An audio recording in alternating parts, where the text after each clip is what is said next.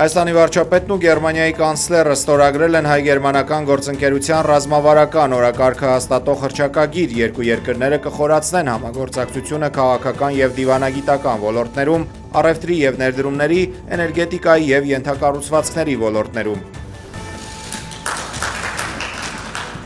Ինչպես նաև Բեռլինը կաջակցի Երևանում հաջորդ տարի կայանալիք կենսաբազմազանության մասին կոնվենցիայի կողմերի 17-րդ համաժողովի կազմակերպմանը։ Հռչակագրում դրական է գնահատվել Հայաստանի և Ադրբեջանի միջև խաղաղության պայմանագրի նախաստորագրումը, կարևորվել է նաև հայ-թուրքական հարաբերությունների կարգավորումը։ Այսօր այս իմաստով այս Համատեղասուլիսի ժամանակ Գերմանիայի կանցլերը խոսել է ռուսական հիբրիդային սպառնալիքների մասին, Նիկոլ Փաշինյանը Հայաստանի քաղաքացիների եվրոպական նկրտումների մասին։ Խաթարող մի հանգամանք կա, որը բնական է դարձել, որտեղ ժողովրդավարության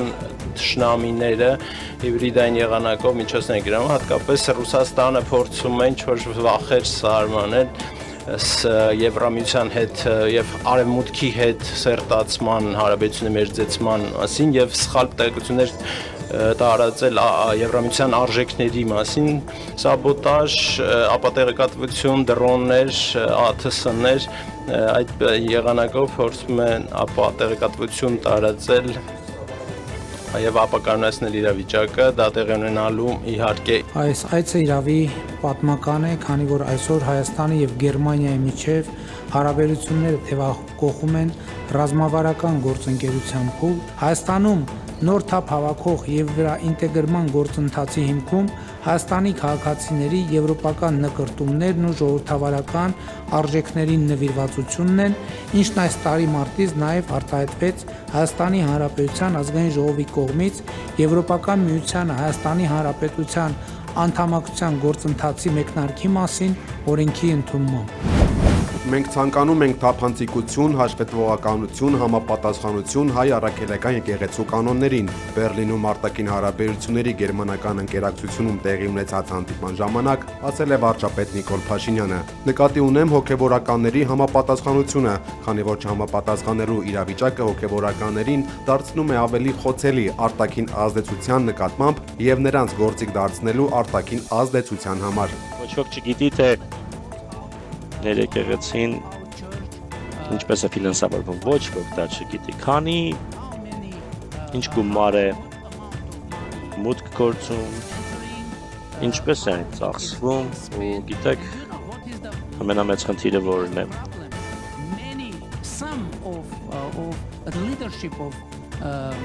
Հոգևորականների ղեկավարներից ոմանք ապրում են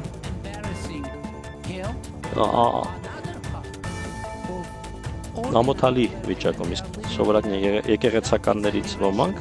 ապրում են աղքատության մեջ, դա խնդիր է և դա վնաս է պատճառում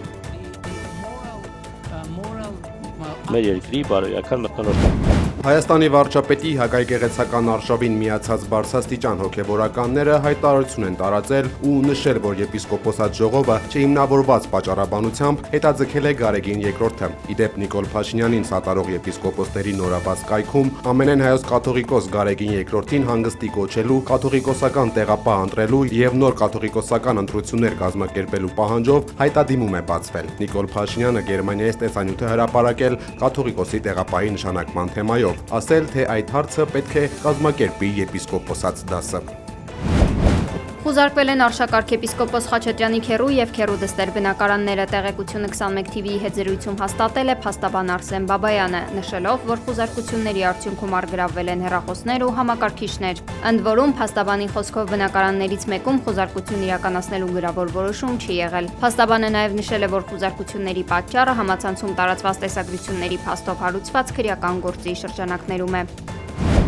Հայաստանի արտգործնախարարության խոսնակ Անի Բադալյանը արձագանքել է Ադրբեջանի պնդումներին, թե Հայաստան ԵՄ ռազմավարական գործընկերությունը հակասում է խաղաղության գործընթացին։ Խոսնակը շեշտել է, որ Հայաստանի Հանրապետության և Եվրոպական միության օրակարգը, որի շուրջ բանակցություններն ավարտվել էին դեռ հունիսին, հիմնված է ընդհանուր արժեքների վրա և Հայաստանի ինքնիշխանությանն ու դիմակայության համար է։ Ակնհայտ է, որ սա ինքնին միայն նպաստում է տարածաշրջանում խաղաղության հետագա կոնսոլիդացիային, նշել է Բադալյանը։ Մեր արտգործնախարարության ներկայացուցիչը նաև հիշեցրել է, որ Եվրամիությունը պաշտոնապես ողջունել է օգոստոսին Վաշինգտոնում Հայաստանի եւ Ադրբեջանի միջև խաղաղության պայմանագրի նախաստորագրումը, վերահաստատելով աջակցությունը խաղաղության ամրապնդմանը։ Ազատությունից զրկված անձանց մասը գիտեք։ Նիկոլ Փաշինյանը Բաքվում պահվող հայգերիների հարցի լուծումը կապել է տարածաշրջանում խաղաղության հաստատման հետ։ Վարչապետի խոսքով խաղաղության հաստատումը ներառում է նաև նման խնդիրների լուծումը։ Բաքվում ապօրինի պահվող հայգերիների իրավունքների խախտման փաստի վրա ուշադրություն հրավիրելու համար Հայ-աղափողական դաշնակցության Նիկոլ Աղբալյան ուսանողական միությունը Երևանում ՄԱԿ-ի գրասենյակի դիմաց բողոքի ակցիա է արել։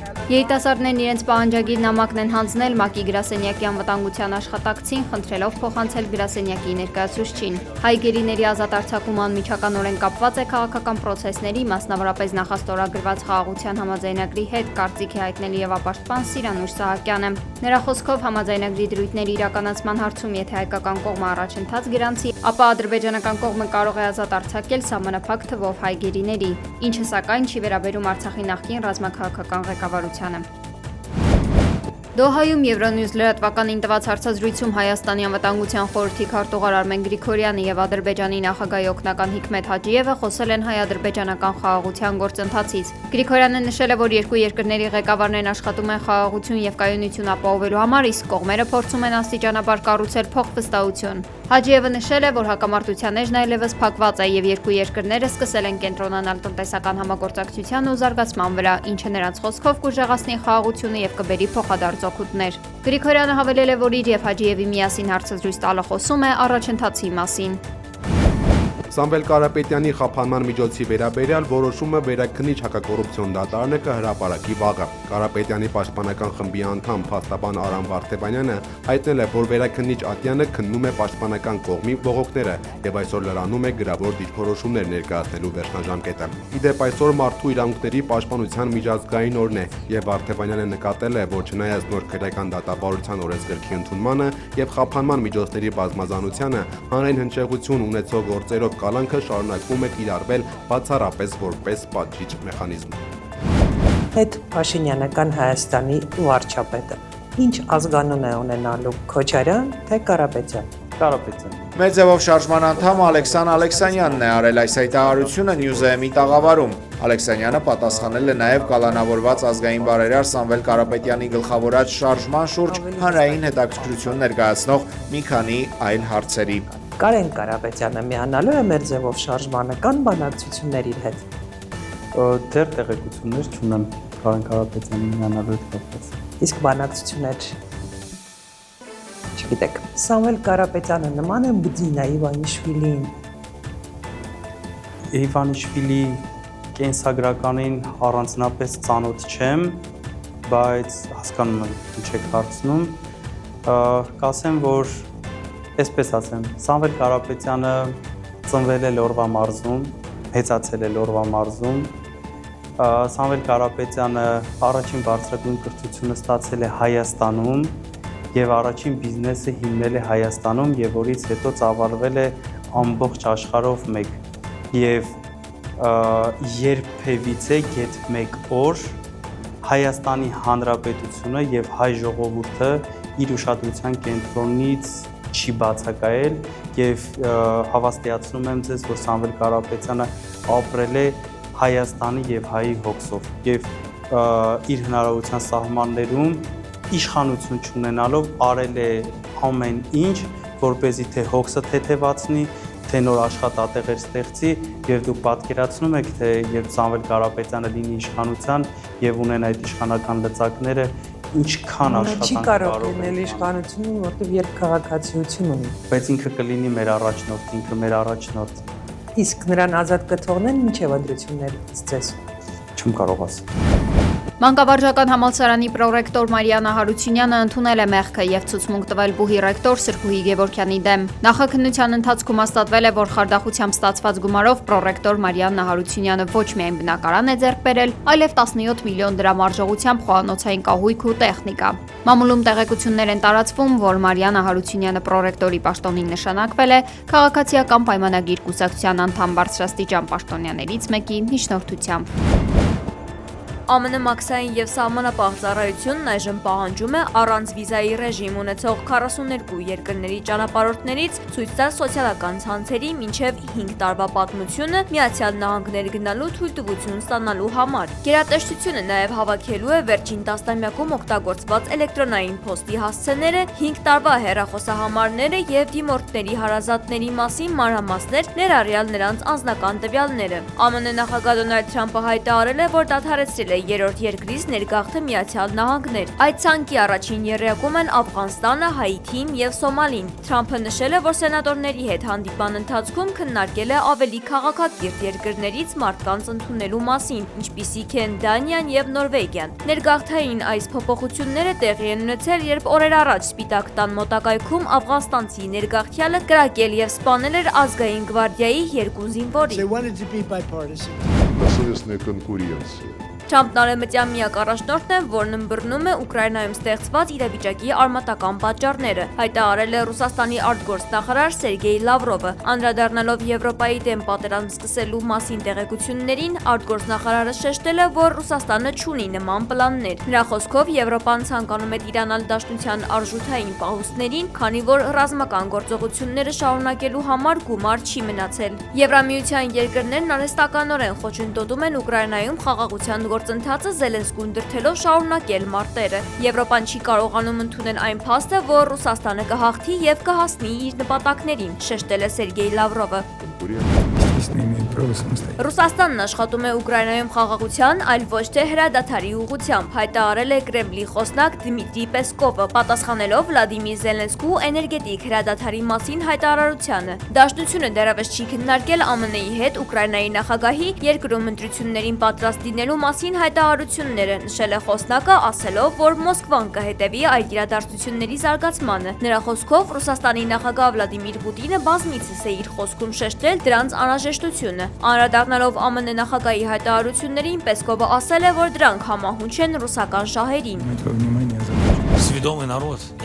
Ուկրաինայի նախագահ Վլադիմիր Զելենսկին հայտարարել է, որ պատրաստ է երկրում նախագահական ընտրություններ անցկացնել, սակայն դրա համար անհրաժեշտ է ապահովել անվտանգությունը եւ փոխել Ուկրաինայի օրենսդրությունը, որն արգելում է ընտրություններ անցկացնել ռազմական դրության ժամանակ։ Զելենսկին նշել է նաեւ Ռուսաստանի հետ էներգետիկ զինադադարի կարեւորության մասին։ Նրա խոսքով անհրաժեշտ է ԱՄՆ-ի եւ եվրոպացի գործընկերների օգնությունը ապահովելի ընտրությունների անվտանգությունը եւ այդ ժամանակ 2-ից 3 ամսվա ընթացքում Ուկրաինան պատրաստ կլինի։ Ես անձամբ ցանկանում եմ եւ պատրաստակամ եմ դա անել, ասել է Զելենսկին։ Ավելի վաղ ԱՄՆ նախագահ Դոնալդ Թրամփը Պոլիտիկոյին տված հարցազրույցում ակնարկել էր Ուկրաինայում նախագահական ընտրությունների անհրաժեշտության մասին։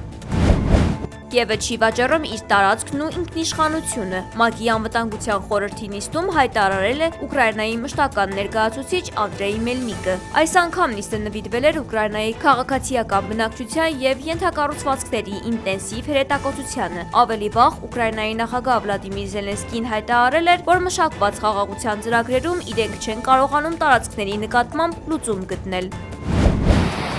Իրաքի Սուլեյմանիե նահանգում հորդառատ անձրևները հանգեցրել են լայնածավալ ջրհեղեղի։ Կադրերում մարդիկ փորձում են փրկվել անձրևաջրերի հոսքից, ամբողջ բնակավայրով հոսել են ցեխաջրերը, մտել տներ։ Նախնական տվյալներով կան զոհեր։ Մարոկոյում 2 շենք է փլուզվել, ինչի հետևանքով զոհվել է ավելի քան 19 մարդ, 16-ը վիրավորվել։ Տասնյակ ընտանիքներ մնացել են առանց կացարանի։ Ողբերգությունը տեղի է ունեցել Ֆես քաղաքում, որտեղ ընթանում են որոնողափրկարարական աշխատանքները։